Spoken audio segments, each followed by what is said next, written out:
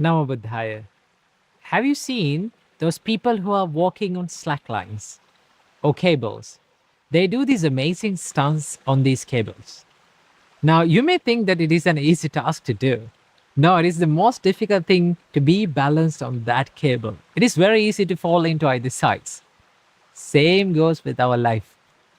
It's the most difficult thing for us to balance our inner self and the outer self, right?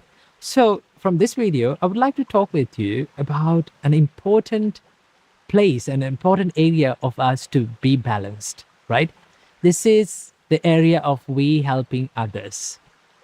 I read this wonderful quote. That is the reason that I wanted to make this video. I read this wonderful quote in a place that says, to not lose yourself in the name of helping others, right? That is amazing, right? For an example, let's say there is an empty jar or an empty vessel, right?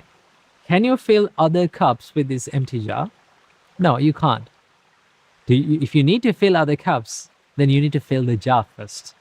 In the same way, the Buddha says that you need to fill yourself. You need to take care of yourself, right? You need to improve yourself in order to help others, right? But it is very easy for us to be it in an extreme. Let's say if you're someone who is committing the fullest in yourself on the happiness of others, on the benefit of others, on the betterment of others, right? If you are a parent, if you are someone, if you in your relationships, let's say you are committing your fullest self to maintain this relationship and to help others and to make others happy, right? This can be an extreme.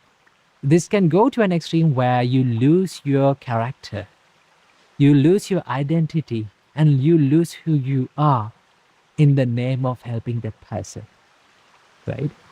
From the other person's perspective, it is a good thing to do. It's a great help for that person. But when you too much helping others without taking care of yourself, when you forget to take care of yourself, there are certain downsides that occurs in your life. One of them being, the more you help without improving yourself, you reduce the quality of your help, right? You reduce the amount, the productivity of help that you're going to give to that person, right? Now, with the time when the quality reduces, that person is not getting what they got before. And they will complain, why you are not giving me, why you are not committing your fullest self for this? But in reality, you're doing it while losing who you are. Okay? So that is why the Buddha said it is really important to balance that, to be in balance when you help others. So the Buddha gave a wonderful simile or a metaphor to understand about this. Buddha said, be like a cow, a mother cow who has a baby calf. What do you mean by that?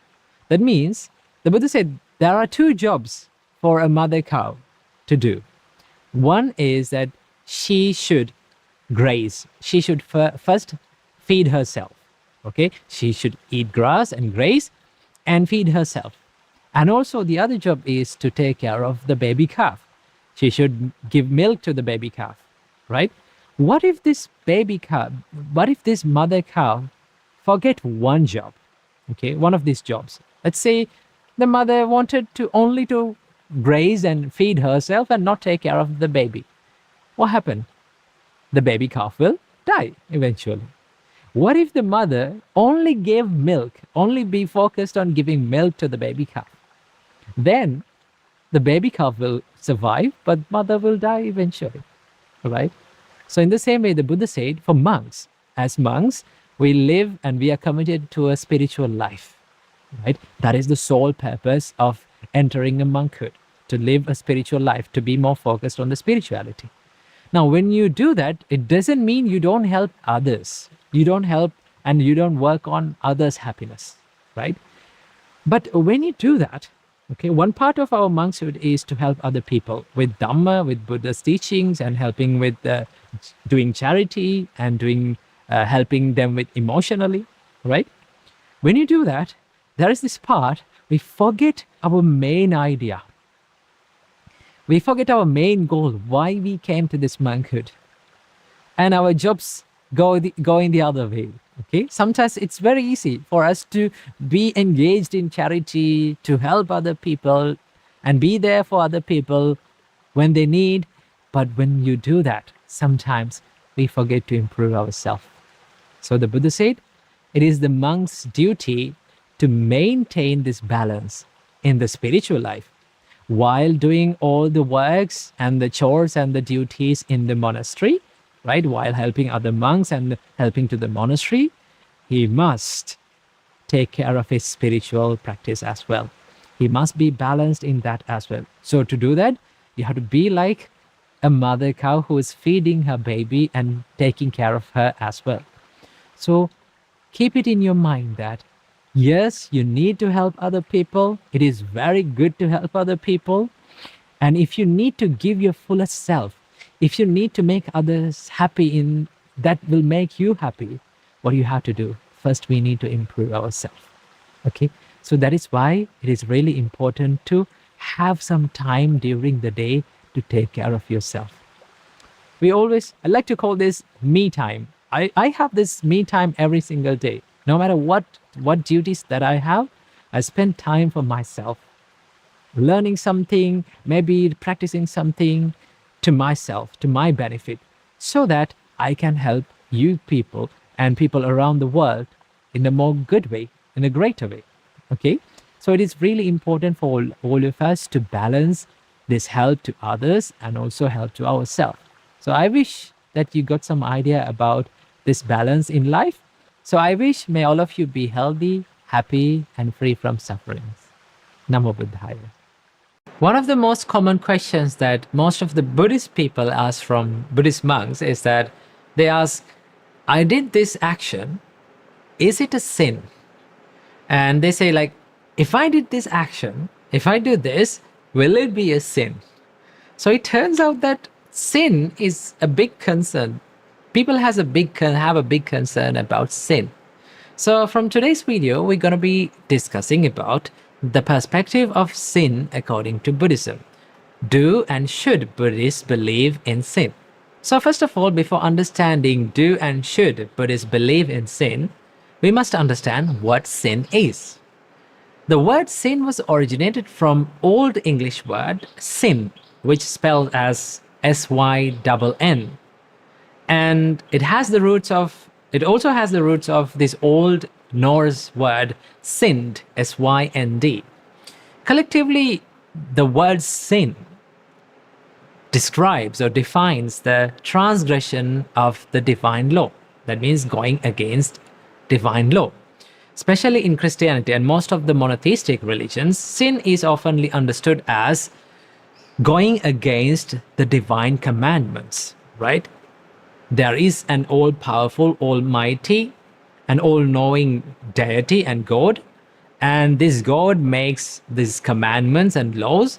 And if someone goes against these, and if someone goes against these laws and break those laws, that person is called a sinner. And the people who commit sins, right? The people who do sins, they will be punished by the Almighty God, right? That is the common framework of sin according to the monotheistic religions.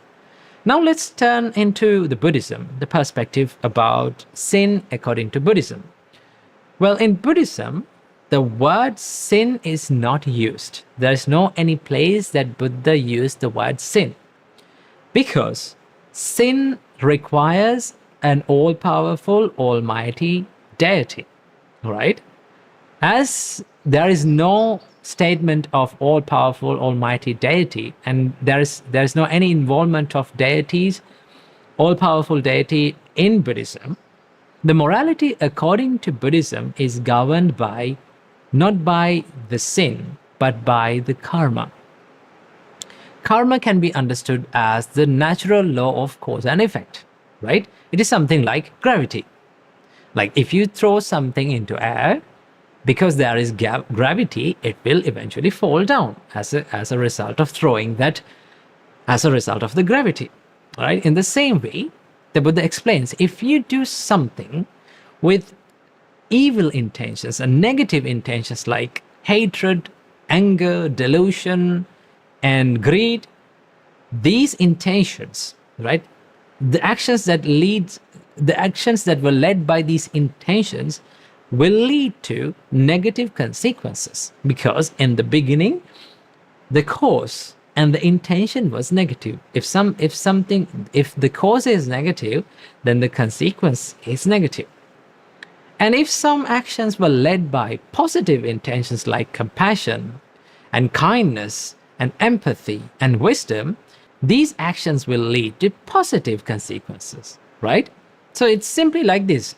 If you plant a seed, right, you will get the fruits according to that seed. Let's say you plant a mango seed, you will get mangoes, right? You plant a grape seed, you will get grapes. In the same way, the Buddha says, if you do the things with evil intentions, right, hatred, anger, delusion, the suffering follows that person. And if someone does actions with positive intentions, kindness and compassion, wisdom, then the happiness will follow. So it is simply how the world works, how the universe works. Okay, so the karma is always, we need to understand, karma is not just the action, karma is the intention behind our action. Okay, so according to the law of karma, when a person do certain kind of actions with certain kind of intentions, these kind of actions will lead to the consequences that eventually that person will experience, right? And one of the major differences between sin and karma is that in sin, it requires the forgiveness from a deity, forgiveness from the divine, right? In karma, karma is something that you must work through yourself. And there is no any statement of any concept of being forgiven by a deity in karma, right? Instead, you must take the responsibility of your own actions and you must work through yourself and change your behavior. So that is how we understood the karma. So then you may ask, will the word sin applies to Buddhism?